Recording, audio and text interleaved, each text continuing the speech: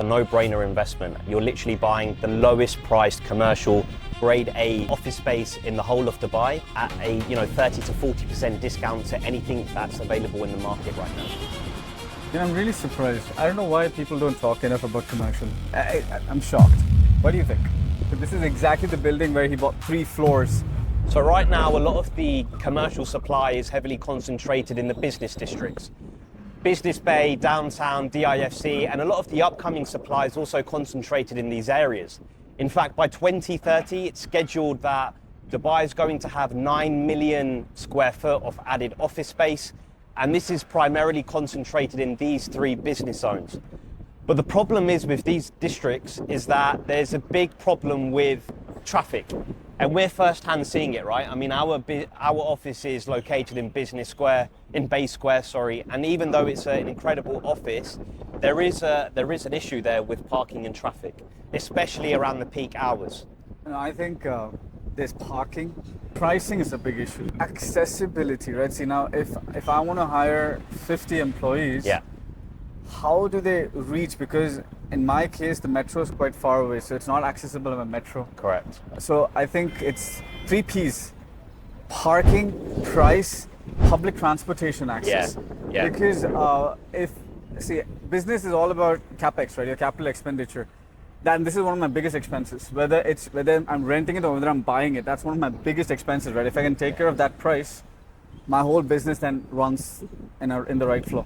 Definitely, and just following on from that, I mean, over the past year, we've seen a few launches happen for the grade A commercial spaces. Majority of these launches were trading of upwards of, 4,000 to 6,000 dirhams per square foot. So, when we have a new opportunity to enter at the lowest possible price per square foot for a grade A commercial space at 2,500, it presents a significant opportunity not only for capital appreciation. Because the last time when, let's say, Danube Shahuk's launch, that was close to 6,000 dirham per square foot for grade A. Yeah. Lumina by Omnat, it was perfect. Personally, it was one of my favorite projects still now in commercial. I think Lumina by Omnat is by far my favorite. But again, the price, and they were selling only half floors and full floors. Correct. Not accessible again. AHS was interesting, price was quite expensive. Again, DIFC is a huge, I think more than Business Bay, there's a traffic problem in DIFC. Yeah, absolutely. I was assessing Maritime City as well. Yeah, but then Maritime City was a bit too residential. Yeah. I needed something in between.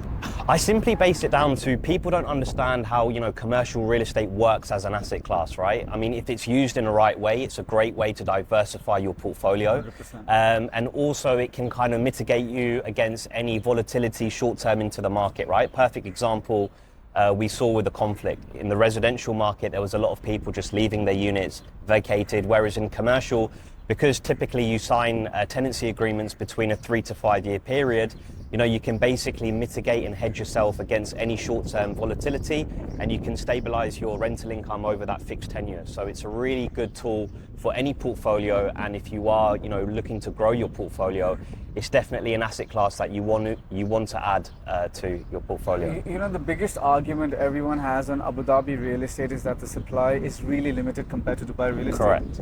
Now, if I break it down, okay, let's say apartments, it supplies let's say 70% of the market. Townhouse and villa around 20-25% of the market. Commercial real estate is 3%. Of that 3%, about 20% of the 3% is grade A offices. Correct. That is a way better number. So I think commercial real estate in Dubai can outweigh an Abu Dhabi or a Ras Al Khaimah market in that supply. Yeah, definitely. It is majorly the supply dynamic that everyone uses. And there's 2 growing trends that are driving the demand. Mass migration for businesses to the UAE. Secondly, there's a legal requirement. So you need a minimum per square foot per employee. So these 2 driving forces are growing the demand organically for commercial real estate here in Dubai. So right now we're on the plot itself. So, as you can see, they've already started the demolition of the previous infrastructure. And the plan for this area, the plot's going to span over 2 million square feet. And essentially it's going to be 6 towers, 4 are grade A commercial towers, 2 are buildings for a clinic and a hospital.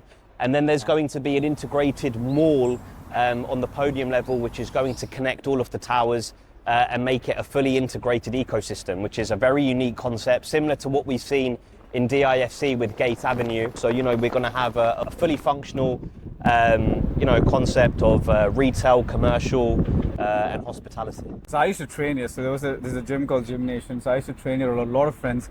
Apart from that, one of my investors, Billionaire, this guy's come into the papers. He's in the edtech business from the UK. I've mentioned this in a couple of my videos. So this is exactly the building where he bought 3 floors, because he bought 3 floors over here, bought 5 villas in Damac Lagoons for his employees. And this is the guy who's picked up villas in the Palm, the most expensive villa in Tilal Al Gaf. So he's bought Amir Sejwani's villa. So this is exactly the tower where he bought 3 floors. I'm trying to give you the profile of people. I know a couple of floors over here that are bought by some of the biggest real estate agencies themselves. Why that's an indicator? Billionaires are clearly an indicator that they have vision. Real estate agencies, I think that's a very under-analyzed indicator that people don't talk enough about. Yeah. If somebody from real estate is investing into a particular location or a property, you should definitely consider it as an interesting opportunity. Absolutely. And it's a proven concept, right? I mean, right now we're standing in front of Control Tower. It's a fully occupied building. It's a grade C building. So, you know, it's not the most glamorous of buildings, but again, it's reflection of... Yeah, I know. As soon as I came, I saw Rose Therapeutic Massage Center, you know, and that's exactly why I didn't come here earlier, you know, because, you know, why am I in Bay Square? Bay Square is the hub for real estate companies. I mean, see, you want to be in that atmosphere, right? And that drove the prices up because it became a hub.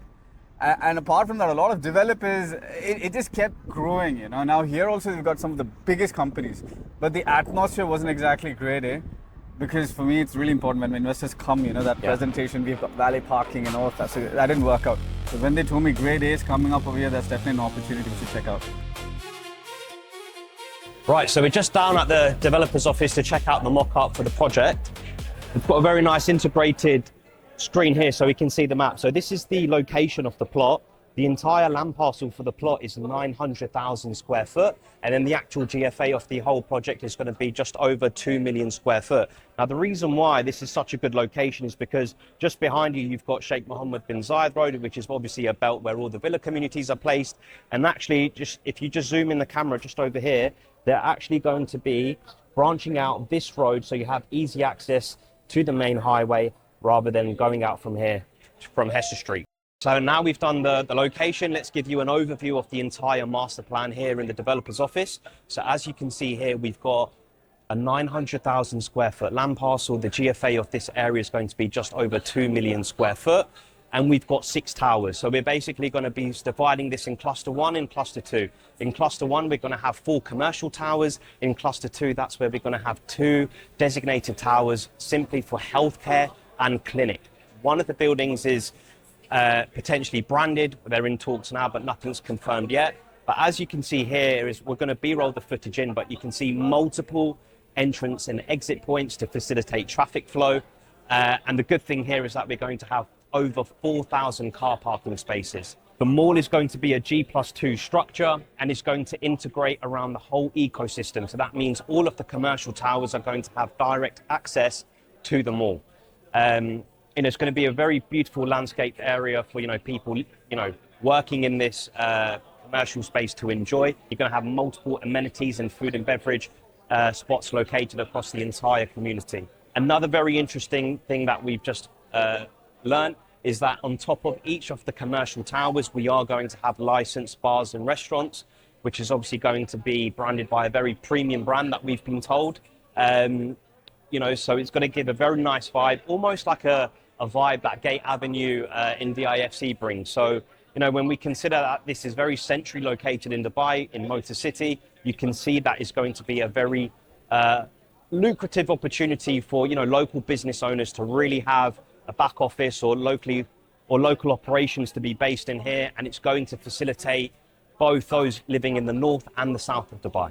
So now onto the most important part of the video, which is the number crunching, right? So here is an absolute baseline return we expect for the ROI projection. So Let's take a look at the comparables we've used here. So we've used one like-to-like comparable in Control Tower. Now, I wouldn't even say Control Tower is a grade C building. I mean, if you go there, it feels like a grade D building. I'm not even sure if that's an actual thing. But if we look at the most recent transactions from Control Tower, as per the DLD data, we can get an average figure of 205 dirhams rent per square foot.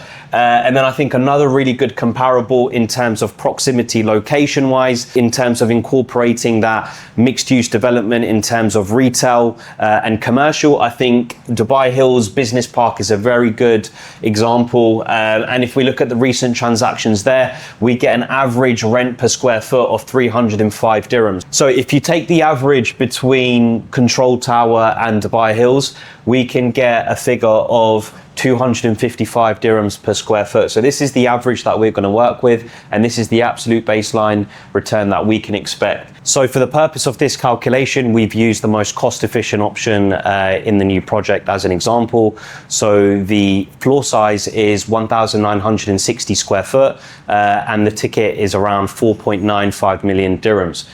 So if we times the 255 rent per square foot by the size, we get a gross rent annual income of 499,800 dirhams. And then if we then look at the service charge that we're paying on 1,960 square foot, the annual service charge is 39,200. So then to get our net rental income for the year, we can get to a figure of 460,600 dirhams. So the unit cost is 4.95 million, and then we've got our additional fee. So we've got the 5% for the VAT, and then we've obviously got the 4% DLD fee. So 4.95 million plus your 9% in additional fees is going to give you a figure of 5,395,500 AED. So if we then take that figure and then we look at the net rental income that we're getting, we get a net rental yield of 8.5% as an absolute baseline return that we can expect. So this net yield of 8.5% is an absolute worst case scenario of what we can expect. We have benchmarked it against Control Tower, which is a grade C building. It's very old and dated. We do have a slightly more premium offering in Business Park, but again, that's a grade B. It's not going to be on the same level as what Avenue are offering in terms of their grade A. So what's going to make Avenue a grade A building? Well, it's simple. It's going to be the architecture. It's going to be the functionality of the floor plates. You know, it's going to be the upgraded mechanical engineering and plumbing works. It's going to be the amenities, you know, the collaborations with, you know, premium international brands when it comes to a la carte, concierge, you know, restaurants, F&B. This is all going to make a very big difference. On top of that, you've got the sustainability element, you know, ESG, parking ratios. These are all the factors that, you know, we can benchmark and assess whether a building ticks that grade A checklist, right? So these are the things that we're going to consider. And if we then look at how grade A spaces have been performing in Dubai since 2021, annual rent increases have been going up between 18 to 19%. So we haven't even factored in those year-on-year increases in our baseline calculations. So if you are interested in this project, we have prepared detailed calculations on the ROI and the ROE projections. So please use the contact details below to get in touch. Book a one-on-one call and you can have access to these reports. Thank you.